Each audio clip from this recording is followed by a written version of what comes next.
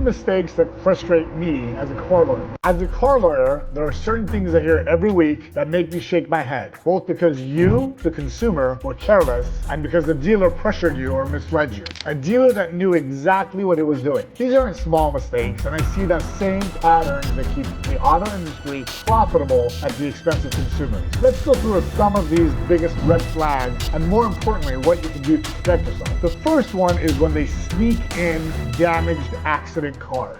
For example, look at this document. It's called a statement of facts. It's not even a document that's necessary for a transaction, but the dealer got my client to sign this document without my client actually reading it. Here it says, I have fully inspected this car. Well, the client had not fully inspected the car, that was for sure. And it goes on to say, I am aware this vehicle had prior unibody damage, work and or damage done, and that the vehicle was sold in auction with announcement of structural body damage. The client did not actually know the car was fully damaged, but because of all the documents that were given to the client and the client was told to sign here, sign here, sign here, he basically signed this. And if you're looking carefully at this document, it actually says, I certify under penalty of perjury. So really, the client, not knowing, is signing a document under penalty of perjury that he understands that the car is damaged, when in reality, he did not. Look, I understand you're tired, you're excited, and ready to drive home in your new car. I know the salesman seems friendly, maybe even trustworthy, but in California,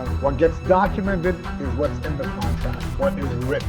While oral representations are in fact actionable under the law, oral promises are really hard to enforce because it's hard to prove. I want you to read every page, especially pages that aren't pre-printed contracts that are added. Understand what you're reading and don't just sign here, sign here, sign here. Lucky for you, if you were made even verbal representations, call us and we'll see if we can make them actionable.